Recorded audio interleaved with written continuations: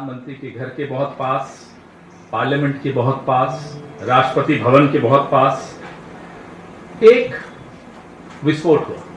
लाल किले के पास देश की राजधानी में विस्फोट हुआ और इस विस्फोट में अब तक 13 लोगों की जान जा चुकी। मैं इसको विस्फोट कह रहा हूं, आतंकी हमला कहने में सरकार ने 48 घंटे लगाए, तो मैं भी थोड़ी देर बाद उस पर आता हूं।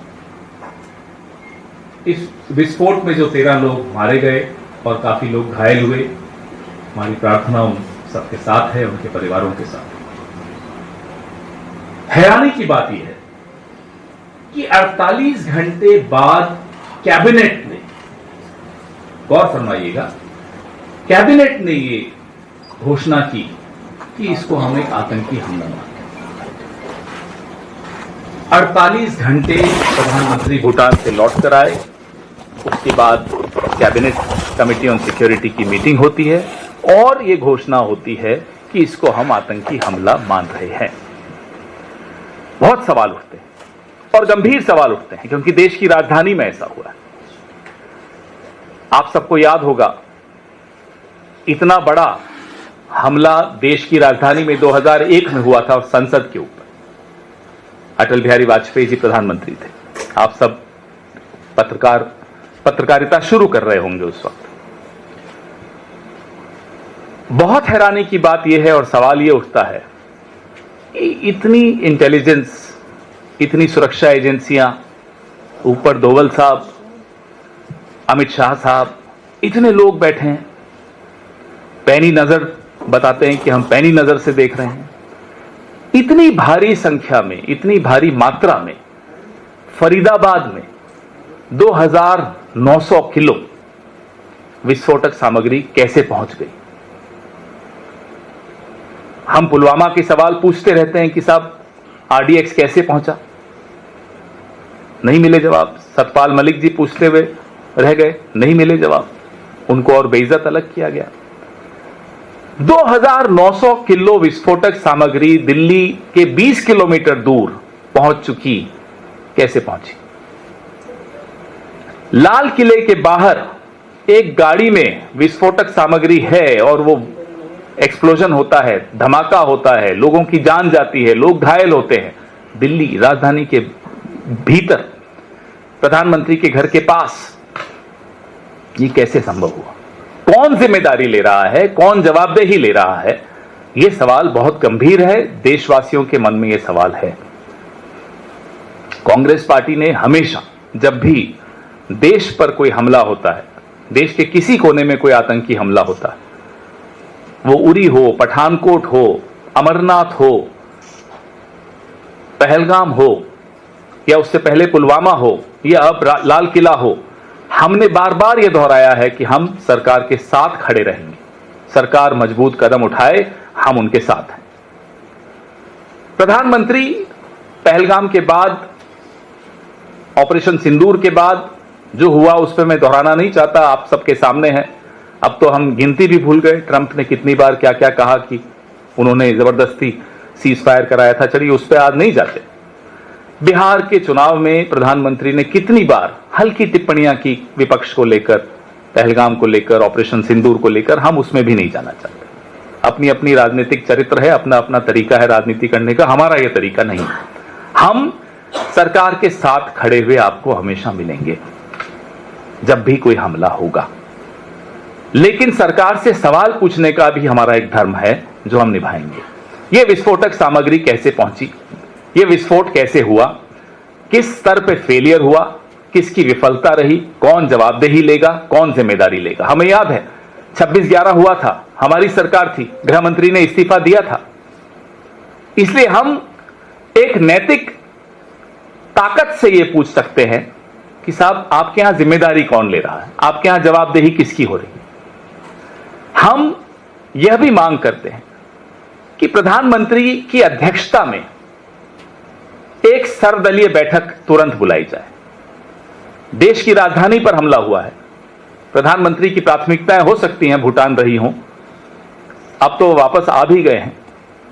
अब बिना विलंब के एक all party meeting under the chairmanship of the prime minister. ये रिपीट मैं इसलिए कर रहा हूं इंग्लिश में भी हिंदी में भी, ताकि उनको ये बात समझ में आए प्रधानमंत्री जी को, कि ऑल पार्टी मीटिंग बुलाना और घमंड इतना कि आप उसमें खुद ना आए, ये अच्छी बात नहीं है, क्योंकि देश की सुरक्षा से जुड़ा हुआ मामला है और गंभीर मामला है। इसलिए हमारी ये मांग है कि प्रधानमंत्री अपनी अध्यक्षता में एक सर्वदलीय बैठक बुलाए, ऑल पार्टी मीटिंग बुलाएं। हमने यह भी मांग की है कि जो संसद का सत्र होने वाला है उसको थोड़ा एडवांस कर दें, प्रीपोन कर दें, थोड़ा जल्दी इसको बुलाएं, क्योंकि ये एक गंभीर चुनौती है देश के सामने। हमें नहीं लगता, हमें मालूम नहीं कि सरकार इसको कितना गंभीरता से ले रही है। कोई इसके सबूत तो नहीं मिल रहे कि सरकार इसको बहुत गंभीरता से ले रही है। भूटान तो नहीं जाते प्रधानमंत्री, अगर बहुत गंभीरता से ले रहे होते तो। ये हैरानी की बात है, ये बड़ा परेशान करने वाली बात है। हम सरकार के साथ खड़े हैं, बरिस्पत सरकार एक स्टैंड ले, सरकार खड़ी हुई दिखे, सरकार कुछ करती हुई दिखे। इसलिए हमारी ये मांग है कि आप ऑल पार्टी मीटिंग बुलाइए, आप संसद के सत्र को थोड़ा जल्दी कराइए, और ऑपरेशन सिंदूर के दौरान, पहलगाम के बाद प्रधानमंत्री ने कहा था, सरकार ने कहा था कि एक न्यू नॉर्मल डॉक्ट्रिन है। वो डॉक्ट्रिन आपको याद होगा कि कोई भी आतंकी हमला उसको हम एक्ट ऑफ वॉर मानेंगे, युद्धात्मक कार्रवाई मानेंगे। हम ये जानना चाहते हैं सरकार से, अब इस आतंकी हमले को आप किस तरह से देख रहे हैं, क्योंकि जाहिर सी बात है ये आतंकी हमला हो, इसको बाहरी ताकतों द्वारा समर्थन भी मिल रहा है, ताकत भी मिल रही है, प्रेरणा भी मिल रही है। This act of terror draws its sustenance and support and inspiration from external forces.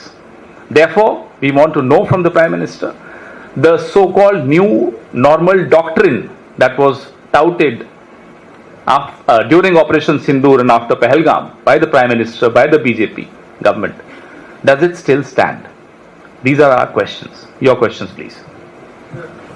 PJ Tangram appears to have already absorbed Pakistan. Is saying there are clear signs of this being a homegrown terror operation. He's also pointed out to how he had mentioned all of this earlier as well, but the government never seems to pay attention. If the government takes over 50 hours to give any clear picture, obviously there will be a lot of room for speculation. Obviously there will be a lot of theories floating around within the studios, television studios. Every day, every hour, we are watching new theories being floated by all of you. So in the absence of any clear picture, any official version, obviously there will be theories. The government took 50 hours to conclude that this was a terror attack. There were speculations, there were theories being touted. Somebody said it was a CNG blast, somebody said it was something else. So, for any responsible government, you should not leave any room for any speculation from any quarter. That's how a responsible government acts. पवन जी, ये जो जांच पड़ताल चल रही है, पवन जी इधर, ये जो जांच पड़ताल चल रही है, अभी तक जिस तरीके से जांच आगे बढ़ी है, नए नए खुलासे हो रहे हैं, एनआईए की जांच चल रही है और एक पारदर्शी तरीके से जांच हो रही है, एक पेशेवर तरीके से जांच हो रही है। कल जो बयान आया, जीरो टॉलरेंस आतंकवाद के खिलाफ सरकार की रहेगी, सरकार ने साफ किया ये एक जघन्य आतंकवादी हमला, ये भी माना है। तो तस्वीर तो साफ हो रही है, लेकिन जांच पूरी होने तक क्या ये इंतजार करना चाहिए कि कौन दोषी है कौन नहीं, इसमें स्लीपर सेल है या फिर सीमा पार आतंकवाद से इसका लिंक जुड़ा है, पाकिस्तान से इसका? आप जो सलाह दे रहे हैं सही दे रहे हैं, गलत व्यक्ति को दे रहे हैं। ये सलाह आपको टीवी चैनल्स को देनी चाहिए, ये सलाह आपको बीजेपी के जो सोशल मीडिया हैंडल्स हैं उनको देनी चाहिए, ये सलाह आपको तमाम राइट विंग इन्फ्लुएंसर्स को देनी चाहिए। Don't jump to conclusions. और कंक्लूजन्स पे जंप दो हालातों में लोग करते हैं। एक, जब कोई स्पष्ट पिक्चर सामने नहीं रखी जाती, सरकारी वर्जन सामने नहीं आता, तो जाहिर सी बात है अलग अलग थ्योरीज आती हैं। दूसरा, जानबूझकर किया जाता है, जो कि राइट विंग इन्फ्लुएंसर्स आपके कर रहे हैं, लगातार वैमनस्य पैदा करने का पूरा प्रयास हो रहा है। आपकी बात बिल्कुल सही है, लेकिन ये पास ही में है बीजेपी का हेडक्वार्टर, वहां जाकर कहिए। सर काम Sir, you talked about fixing accountability. So, are you directly asking for the Home Minister's resignation? Who is responsible for internal security? To the best of my knowledge, it is the Home Minister. Of course, he was busy campaigning in Bihar. We understand that. We understand his priorities. Like his boss's priorities are Bhutan more than Delhi. We understand that he was busy covering CCTV cameras of hotels where he was staying to do some strange meetings. But the responsibility of internal security lies solely with the Home Minister of India.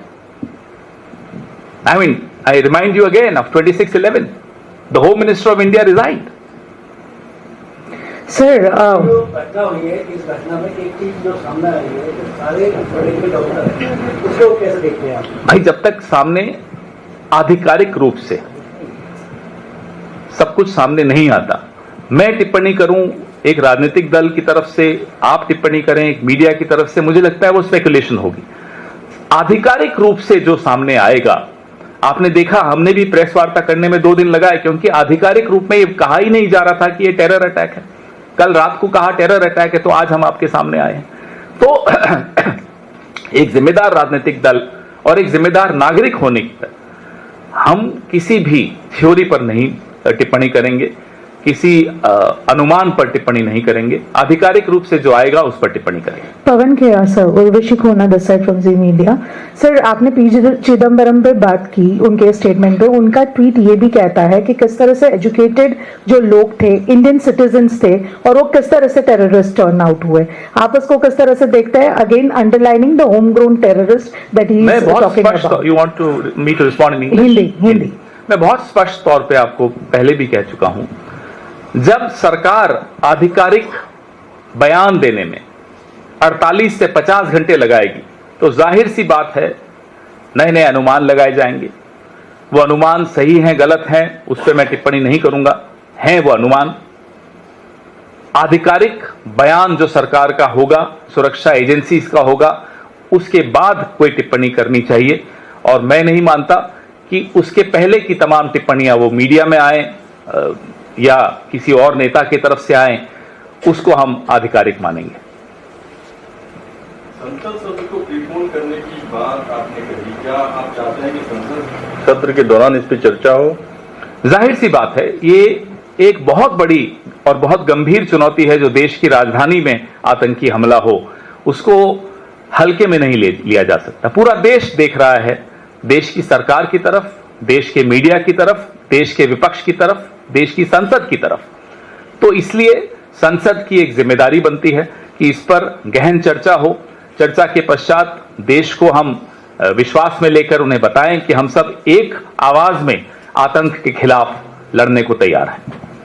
Sir, आपने अभी संसद के सत्र को पहले बुलाने की मांग भी रखी है और सर्वदलीय बैठक बुलाने की मांग भी की है। ऑपरेशन सिंदूर के बाद भी आप लोगों ने जो है इस तरह की मांग की थी और आप लोगों ने इस मुद्दे को पार्लियामेंट में उठाया भी था। तो क्या आने वाले टाइम में जो पार्लियामेंट का सेशन होगा, कांग्रेस पार्टी ये मांग करती है कि जिस तरह से ये आतंकी हमला दिल्ली में हुआ है, इस पे चर्चा सरकार करवाए पार्लियामेंट के अंदर? आप डिमांड मांग इसीलिए हम कह रहे हैं कि संसद के सत्र को एडवांस किया जाए, प्रीपोन किया जाए, ताकि इस पर चर्चा हो सके। गंभीर मुद्दा है। ऑपरेशन सिंदूर, पहलगाम हमले के बाद जो हमने मांग की थी, उसी रात को ही मांग की थी। मांग भी गलत शब्द है, आग्रह किया था, निवेदन किया था सरकार से कि सर्वदलीय बैठक बुलाइए। सरकार ने वो हमारी बात मानी, लेकिन प्रधानमंत्री ने नहीं मानी, प्रधानमंत्री उसमें नहीं आए। उसके बाद ऑपरेशन सिंदूर के दौरान भी एक सर्वदलीय बैठक हुई, उसमें भी प्रधानमंत्री नहीं आए। इसलिए हम ये मांग कर रहे हैं कि प्रधानमंत्री की अध्यक्षता में एक सर्वदलीय बैठक होनी आवश्यक है। पवन जी, मेरा सवाल है सर, पाकिस्तान में भी एक सुसाइड बॉम्ब हुआ, सुसाइड बॉम्बिंग हुई, और उसने सीधे तौर पे भारत के ऊपर जो है आरोप लगाया वहां के प्रधानमंत्री ने। तो सीधे तौर पर पाकिस्तान तो हमें इंटरनेशनल लेवल पे सीधे तौर पे एक आरोपी बनाने की कोशिश कर रहा है, पिक्चर हमारी कर रहा है। तो हमको भी यहाँ पे तो साफ पता लग रहा है, कई एजेंसीज की तरफ से ये भी आया कि जैश ए मोहम्मद इसके पीछे हो सकती है। तो हमें भी पाकिस्तान को क्या कटघरे में सरकार को खड़ा करना चाहिए कि वो पाकिस्तान सोर्स बेस्ड इंफॉर्मेशन पे तो नहीं जाऊंगा। रही बात पाकिस्तान ने भारत के लिए क्या कहा, भारत का की जो विदेश नीति है, भारत की जो रक्षा नीति है, पूरा विश्व जानता है उसको। सरकारें कोई भी हो, भारत इस तरह की गतिविधियों में कभी संलिप्त नहीं होता। इसलिए पाकिस्तान जो कह रहा है उसको छोड़ दीजिए। रही बात जो आपका दूसरा बिंदु है, पूरी जांच होने दीजिए। अब मैं सोर्स बेस्ड इंफॉर्मेशन है कि किसने किया नहीं किया, फिर मैं स्पेकुलेशन करूं, फिर हमारे कोई और लीडर आए और वो कुछ ट्वीट करें, उससे लाभ नहीं होगा। इंतजार करना उचित है, लेकिन सरकार को चाहिए कि सब दलों को विश्वास मिले, फिर संसद को विश्वास मिले, ताकि इस तरह के अनुमान लगाने बंद हों। सर, ये अभी तक का ऐसा एपिसोड आया है धमाके को लेके पूछना चाह रहा हूँ। सबसे ज्यादा जो इन्फॉर्मेशन होम मिनिस्ट्री से आ रही है वो सोर्सेज बेस पे आ रही है। मतलब टेक्निकली जो गवर्नमेंट को स्टैंड लेना चाहिए वो नहीं आ रहा है, सोर्सेज से निकलकर बहुत सारी चीजें आ रही हैं। बहुत अफसोस की बात आप इसको कैसे लें? बहुत अफसोस की बात है, जो दिन भर सिर्फ बोलने का काम करते हैं, वो अमित शाह हो, नरेंद्र मोदी हो, जब भी देश पर संकट आता है चुप हो जाते हैं। फिर सोर्सेज से क्या लीक करना और क्यों लीक करना, नियत क्या है इसके पीछे, राजनीतिकरण क्यों किया जा रहा है, आपका एजेंडा क्या है कि सोर्स बेस्ड इंफॉर्मेशन आप दे रहे हैं, आधिकारिक रूप से दीजिए, जिम्मेदारी लेकर दीजिए। आप सरकार में हैं, 11 साल से सरकार में हैं, ऐसा नहीं कि आपको अब तक इतना अनुभव नहीं है सरकार चलाने का कि जब संकट की घड़ी हो तब इस तरह की अफवाहें उड़ना देना या उड़ाना दोनों ही अपराध है, दोनों ही गलत है, दोनों ही देश विरोधी माना जाएगा।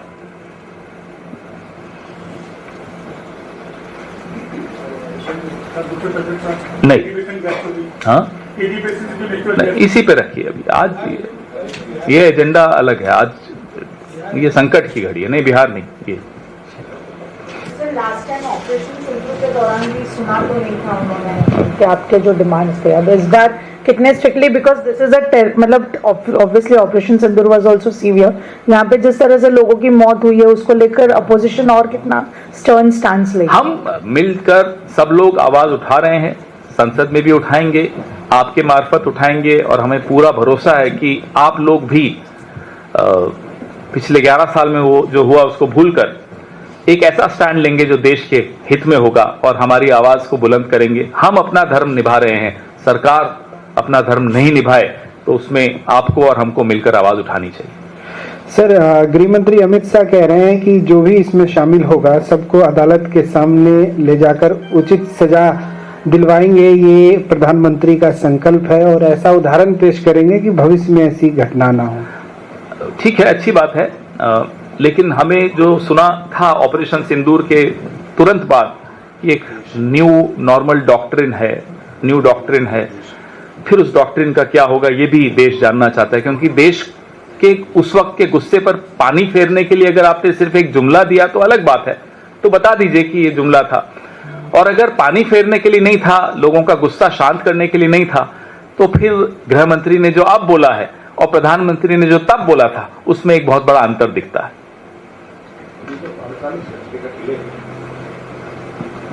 ये जो 48 घंटे का डिले है सरकार का ये मानने में कि टेरर एक्ट है, ये डिले का कोई कारण आपको लग रहा है खास? नहीं समझ में आ रहा।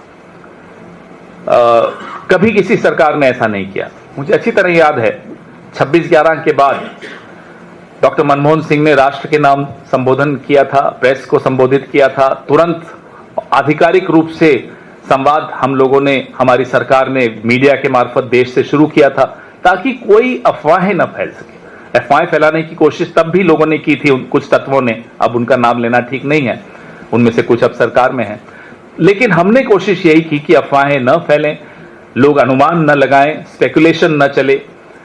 इसलिए किसी भी जिम्मेदार सरकार को एक एंगेजमेंट तुरंत शुरू करनी चाहिए देश के साथ। 48 घंटे में वो एंगेजमेंट नहीं हुई। अभी हमारे साथी ने सवाल पूछा, संजय जी ने, कि सोर्स बेस्ड इंफॉर्मेशन आ रही है। ये सोर्स बेस्ड इंफॉर्मेशन का एजेंडा कभी सीधा नहीं हो सकता, का एजेंडा कभी देश के हित में नहीं हो सकता। अब ये तो मुझे नहीं मालूम, आपने जो सवाल पूछा ये मेरे दिमाग में भी अभी अभी ये बात आई है जो आपने, आपकी वजह से, कि क्या कोई इंटरनेशनल कारण है, क्या कोई अनुमति लेनी है किसी से, क्योंकि जिस तरह से ऑपरेशन सिंदूर में डोनाल्ड ट्रंप ने हमें बताया कि सीज फायर हो गया है, तो मुझे नहीं मालूम कि क्या प्रधानमंत्री को अब ये बोलने के लिए भी अनुमति चाहिए विदेश की कि ये टेरर अटैक है, मुझे नहीं मालूम, लेकिन सवाल आपका बहुत वाजिब है।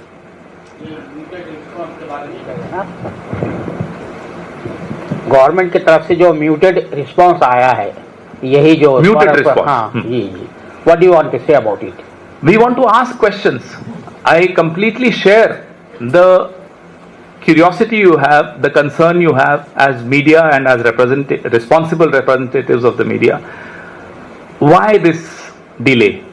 I don't know about muted response, that's your version and I completely respect it. Perhaps he is right, there is international pressure, perhaps they needed permission from abroad to even term it as a terror attack. In that case, it would be very unfortunate. Pawan sir, मेरा सवाल यह है, लगातार जिस तरह से इस पूरे मामले में 2900 किलो अमोनियम नाइट्रेट फरीदाबाद पहुंच जाता है, 350 किलो आरडीएक्स पहुंच जाता है, गृह मंत्री लगातार इस बात को कहते हैं कि अगले साल तक हम नक्सल पूरा खत्म कर देंगे, आर्म्स एम्यूनिशन का जो पूरा चेन है वो उसको ब्रेक कर दिया जाएगा। राजधानी के 20 किलोमीटर की पेरिफेरी में इतना सारा आर्म्स एम्यूनिशन आरडीएक्स का आना, क्या जो राष्ट्रीय सुरक्षा सलाहकार है या गृह मंत्री है, सीधी जिम्मेदारी उनकी नहीं बनती है? क्या कांग्रेस पार्टी इस इतनी बड़ी घटना के लिए सीधे गृह मंत्री का इस्तीफा नहीं? सीधा सीधा अपनी प्रेस वार्ता के शुरू में और कल हमारे महासचिव संगठन ने कल और आज दोनों दिन लगातार आपसे बात भी की मीडिया से और यही बात रखी कि गृह मंत्री की सीधे सीधे जिम्मेदारी है। यह भी कहा कि हमारे वक्त 26/11 में गृह मंत्री ने इस्तीफा दिया था। हम ये मानते हैं कि ये काफी इतने समझदार तो हैं कि इस इशारे को समझे। वही फरीदाबाद वाला। देखिए, ये सामग्री कहां से आई? सिर्फ सीएम का नाम ले लें तो ये गृह मंत्री को बचाने वाली बात होगी। ये सामग्री हरियाणा से आई, हरियाणा में कहां से आई, ये सारी जांच होनी चाहिए। अब फिर इन्होंने क्या किया, आधिकारिक रूप से कुछ चीजें बताई, बाकी सोर्स बेस शुरू कर दी। सोर्स बेस में आया साहब रीजन बन रहा था, वो बन रहा था, ये बन रहा था, अलग अलग अफवाहें उड़नी शुरू हुई। तो अफवाहों से अपना इनका काम चल रहा हो तो हो सकता है इनकी पार्टी का काम अफवाहों से अच्छी तरह चल जाता होगा, सुचारू रूप से चलता होगा, लेकिन देश की सरकार अफवाहों के ऊपर नहीं चल सकती क्योंकि देश की सुरक्षा का सवाल है।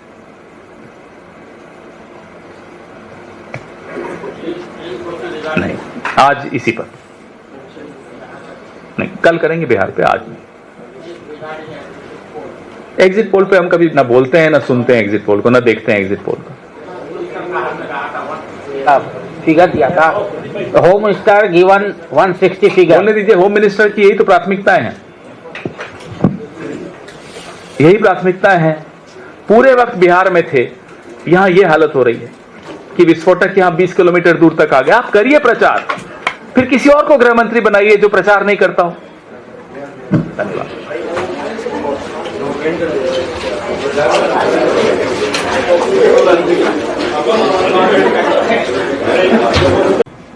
विस्फोट हुआ लाल किले के पास, देश की राजधानी में विस्फोट हुआ और इस विस्फोट में अब तक 13 लोगों की जान जा चुकी।